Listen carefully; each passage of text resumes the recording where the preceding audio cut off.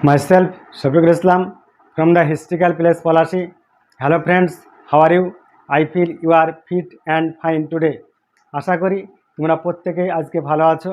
আজকে আমি তোমাদের জন্য এক নম্বর স্পেশাল একটি ভিডিও নিয়ে চলে এসেছি আমার এসআই ইংলিশ চ্যানেলের পক্ষ থেকে।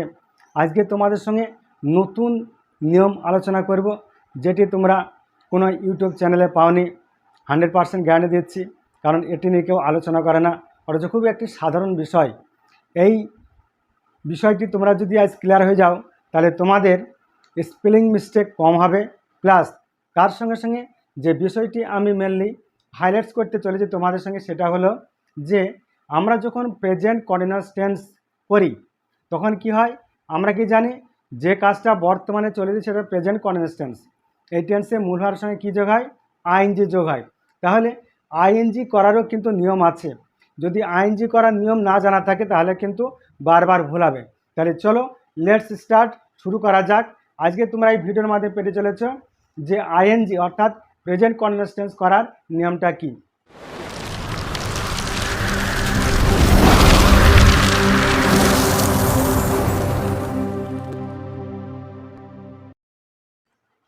প্রেজেন্ট কন্টিনিউয়াস টেন্স এর ক্ষেত্রে আইএনজি যোগ করার নিয়ম বা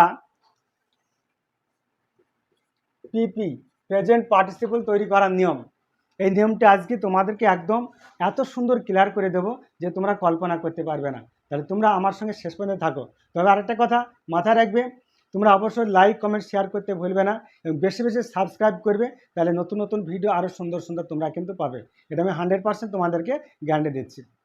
নাম্বার 1, 1 নম্বর নিয়ম হলো যে কন্টিনিউয়াস টেন্সে আইএনজি করার সময় যে মূল ভার্ব থাকে মূল ভার্ব, এই ভার্বের সঙ্গে আইএনজি যোগ হবে, আইএনজি প্লেন আইএনজি যোগ হবে।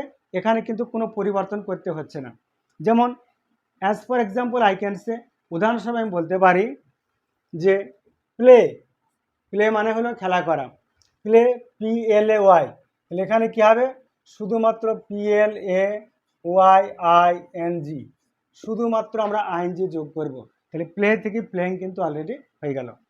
নাম্বার 2, রিড, READ, রিড মানে হলো পড়া, রিডের সঙ্গে আইএনজি যোগ হবে, তাহলে READING, রিডিং, পড়িতেছি, রিডের সঙ্গে আইএনজি যোগ হয়ে গেল। সিং, সিং মানে গান করা, সিং থেকে singing, SINGING, singing, I am singing, আমি গান করিতেছি, ইউ আর সিঙ্গিং, তুমি গান গাইতেছ, হি ইজ সিঙ্গিং, সে গান গাইতেছে। তাহলে প্লে থেকে প্লেয়িং, রিড থেকে রিডিং, সিং থেকে সিঙ্গিং, একদম তোমাদের ক্লিয়ার হয়ে গেল, এখানে কিন্তু কোনো অসুবিধা থাকার কারণ নেই। নাম্বার 2, সাইলেন্ট ই, অমিট প্লাস আইএনজি, যদি ভার্বের সঙ্গে মূল ভার্বের শেষে যদি ই থাকে এবং সাইলেন্ট, তাহলে কী হবে? ইটা অমিট হয়ে যাবে, ইটাকে আমরা তুলেই দেব, ইটাকে তুলেই দেব, অমিট মানে তুলেই দেওয়া, এবং তার সঙ্গে কী যোগ করব? আইএনজি যোগ করব। উদাহরণ দিলে পারে তোমরা অবশ্যই সুন্দর ক্লিয়ার হয়ে যাবে, যেটা তোমরা কখনোই কিন্তু এর আগে পাওনি। দেখে নাও, কাম মানে আসা, লাস্টে ই আছে, COME, কাম, তাহলে এখানে এই ইটা কিন্তু উঠে যাবে, তারপরে কি যোগ হবে? তার সঙ্গে আইএনজি যোগ হবে, কাম থেকে কামিং, COMING, কামিং, কাম মানে আসা, কামিং মানে আসিতেছি। টেক মানে নেওয়া, টেক, টেক থেকে ট্যাকিং, TAKING, ট্যাকিং, টেক, টুক, টেকেন, ঠিক আছে। এখানে টেকিং আইএনজি যোগ করলাম, যেহেতু এটা পার্টিসিপল বা এটা প্রেজেন্ট কন্টিনিউয়াস টেন্সের শেষে আইএনজি আমরা যোগ করছি। হ্যাভ মানে আছে, হ্যাভ থেকে হ্যাভিং, HAVING, তাহলে তোমরা বুঝতে পারলে যে যদি লাস্টে ই বর্ণ থাকে সেই ই বর্ণে উঠে যাবে এবং তার সঙ্গে আইএনজি যোগ করে আমরা প্রেজেন্ট কন্টিনিউয়াস টেন্স বা আমরা পার্টিসিপল কিন্তু করবো। এটা সবসময় মাথায় রাখবে, খুবই সহজ নেই, অথচ তোমরা এটা এর আগে কিন্তু কোনো ভিডিওতে তোমরা পাওনি। নাম্বার 3, বলা হচ্ছে শেষ বর্ণ কনসোনেন্ট, আগের বর্ণ ভাওয়েল হলে কনসোনেন্টটি ডাবল হয়ে যায় বা দ্বিত্ব হয়ে যায়, তার সঙ্গে আইএনজি যোগ হয়।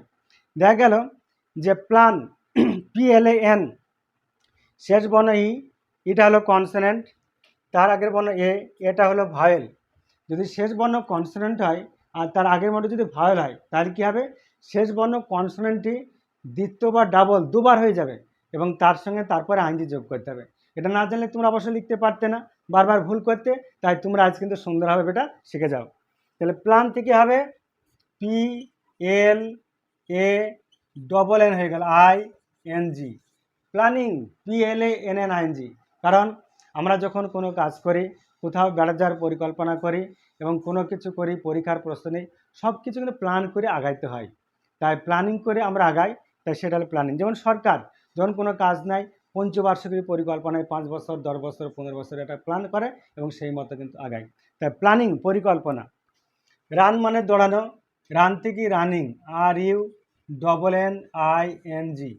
তাহলে শেষ বর্ণটি আমরা সবসময় কী করছি, ডাবল বা দুবার লিখছি, একবার লিখলে কিন্তু এক্ষেত্রে হবে না। বেগ মানে ভিক্ষা করা, বেগ থেকে বেগিং, BEGGING, বেগিং মানে ভিক্ষা করিতেছি। The beggar is begging from door to door, ভিকারিটি দুয়ারে দুয়ারে, ডোর টু ডোর ভিক্ষা করে বেড়াইতেছে, এটা হলো ভিক্ষা করা। তাহলে প্ল্যান থেকে প্ল্যানিং, রান থেকে রানিং, বেগ থেকে বেগিং, এই তিনটি উদাহরণের সাহায্যে আমি কিন্তু নিয়মটা একদম ক্লিয়ার করে দিলাম জলের মতো।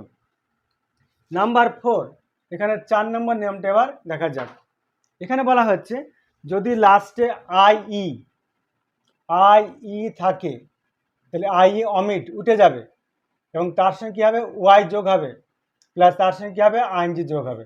তাহলে এখানে এটা অমিট বা উঠে গেল, তার সঙ্গে প্লাস ওয়াই যোগ হলো, প্লাস তার সঙ্গে আইএনজি যোগ হলো, তাহলে সেটা হবে পার্টিসিপল, প্রেজেন্ট পার্টিসিপল বা প্রেজেন্ট কনস্টিটিউয়েন্স করার সময় আইএনজি যোগ করার নিয়ম। যেমন ডাই মানে মারা যা বা মরা, যেমন ডাই থেকে DYING, ডাইং, এখানে কিন্তু উঠে গেল এবং তার সঙ্গে ওয়াইটি যোগ হলো, DYING, ডাইং। যদি আমরা DIENG বা DIING করি তাহলে কিন্তু ভুল হবে। এখানে নিয়মটা কি, লাস্টেকার উঠে যাবে, তার সঙ্গে ওয়াই যোগ হবে এবং তার সঙ্গে আইএনজি যোগ করে আমরা এখানে প্রেজেন্ট কনস্টিটিউয়েন্স কিন্তু অলরেডি করব। নাম্বার 2, লাই মানে ঘুমানো, তাহলে এখানে LYING, লাইং, লাই থেকে লাইং, LYING। টাই থেকে কী হবে, TYING, টাইং। তাহলে এখানে লাই, টাই, এই বর্ণ দুটি উঠে গেল, তার সঙ্গে ওয়াই বর্ণ যোগ হলো এবং তার সঙ্গে প্লাস আইএনজি যোগ করে আমরা এখানে প্রেজেন্ট পার্টিসিপল বা এখানে প্রেজেন্ট কনস্টিটিউয়েন্স কিন্তু আমরা করলাম। যেটা আমরা জানি যে প্রেজেন্ট কনস্টিটিউয়েন্সের ক্ষেত্রে মূলের সঙ্গে সবসময় আইএনজি যোগ হয়। নাম্বার 5, 5 নম্বর নিয়ম, অ্যাকশন গোয়িং অন অ্যারাউন্ড নাও, যে কাজটি এখনও কন্টিনিউ চলছে মনে হচ্ছে সেটা হলো অ্যাকচুয়ালি প্রেজেন্ট কনস্টিটিউয়েন্স। তাহলে আমরা দেখছি প্রেজেন্ট কনস্টিটিউয়েন্স করতে কী হয়, মূলের সঙ্গে তেছি, তেছো, তেচে থাকে। আমি লিখছি, আমি লিখিতেছি কিন্তু নেই, তেছি, তেছো, তেচে কন্টিনিউ। এটা কি, কাজটি আগে শুরু হচ্ছে অতীতে, বর্তমানে চলছে, এরকম বোঝালে কী হবে, প্রেজেন্ট কনস্টিটিউয়েন্স। এবং সেখানে আইএনজি করার নিয়মটা কি, আমি লিখছি, আই এম রাইটিং, রাইট থেকে রাইটিং, আমি লিখছি, I am writing. They are playing, তারা খেলছে, they are playing, PLAYING। The baby is sleeping, শিশুটি ঘুমাচ্ছে, স্লিপিং, SLEEPING। তাহলে এখানে প্রেজেন্ট কনস্টিটিউয়েন্স কিন্তু হচ্ছে সরাসরি, যদিও এটা কন্টিনিউ কাজটা চলছে না, আমি ঘুমাচ্ছি, পড়ছি, খেলছি, তেছি, তেছো, তেছে নাই, এটা মনে হচ্ছে অনেকটা প্রেজেন্ট ইনডিফিনাইট টেন্সের মতো, কিন্তু আমি পড়ছি, লিখছি, খেলছি, সে লেখে, সে পড়ে ইত্যাদি। Number 6, another very vital point, এটা কিন্তু সবসময় মাথায় রাখতে হবে, খুবই ভালো একটা point. Action in near future, যে কাজটি অদূর ভবিষ্যতে হবে, মানে সদ্য হবে, এরকম বোঝালে সেটা হবে প্রেজেন্ট কনস্টিটিউয়েন্স, কিন্তু মনে হচ্ছে এটা ফিউচার টেন্স। দেখা যাক, we are coming tomorrow, we are coming tomorrow, we are coming today, আমরা আজকে আসছি, ঠিক আছে, কিন্তু এখানে টুমরো আগামীকাল, তার ভবিষ্যৎকাল বোঝা যাচ্ছে, এখানে কিন্তু শ্যাল উইল কিন্তু নিয়ে আসা হয়নি, মানে অদূর ভবিষ্যৎ মানে খুবই কাছে, সেই জন্য মানেটা কী হবে, উই আর কামিং টুমরো, আমরা আগামীকাল যাচ্ছি। Number 2, he is leaving tomorrow, সে আগামীকাল রওনা দিচ্ছে, তার মানে কি এক জায়গা থেকে আরেক দেশে যাচ্ছে আগামীকাল, তাহলে আমরা এখানে শ্যাল উইল ব্যবহার না করে এখানে অ্যাম ইজ আর ব্যবহার করছি এবং প্রেজেন্ট কনস্ট্যান্স করছি। এখানে মেনলি দেখাচ্ছি লিভ, LEAV লিভ, তার সঙ্গে আইএনজি যোগ। আমরা আগেই জানি যে সাইলেন্ট ই উঠে গিয়ে তার সঙ্গে আইএনজি কিন্তু যোগ হয়। LEAV লিভ এটা নেই, এখানে আইএনজি কিন্তু যোগ হলো। We are walking this evening, আমরা আজ সন্ধ্যাবেলায় বেড়াতে যাচ্ছি। We are walking this evening, সন্ধ্যাবেলায় যাচ্ছি। এটা ভবিষ্যৎকাল কিন্তু বোঝাচ্ছে, কিন্তু খুবই কাছাকাছি নিকটে, সেজন্য বলা হচ্ছে অদূর ভবিষ্যৎকাল। তাহলে আমি এখানে প্রেজেন্ট কন্টিনিউয়াস টেন্স করার ক্ষেত্রে আমরা যে মূল ভারের সঙ্গে আইএনজি যোগ করি, তাহলে কোথায় আইএনজি যোগ করব এবং কীভাবে আইএনজি যোগ করব, কোথায় বর্ণের পরিবর্তন হচ্ছে, কোথায় সংযোজন হচ্ছে, কোথায় বিয়োজন হচ্ছে, এগুলো কিন্তু ক্লিয়ারলি তোমাদেরকে আমি স্পষ্টভাবে বুঝিয়ে দিলাম। তাহলে পরবর্তীকালে তোমাদের প্রেজেন্ট কনস্ট্যান্স করার সময় কোনো রকমের কিন্তু দুশ্চিন্তা আসবে না যে কোথায় কি করব, বানানটা ভুল হচ্ছে কিনা। তাহলে তোমরা অবশ্যই ভালো বুঝতে পারলে, তার জন্য তোমাদেরকে আমার পক্ষ থেকে অনেক অনেক ধন্যবাদ জানাচ্ছি। আশা করি আজকের ভিডিওটি একটি দুর্দান্ত ভিডিও হলো, যেটা তোমাদের লাইফ টাইম কিন্তু কাজে দেবে। আশা করি এই ভিডিওটি খুবই ভালো, তার জন্য তোমাদের লাইক কমেন্ট বেশি বেশি দরকার, শেয়ারও দরকার, তার সঙ্গে সঙ্গে সাবস্ক্রাইব কিন্তু অবশ্যই দরকার। Wish you all the best, be the best, thanks for watching, see you again.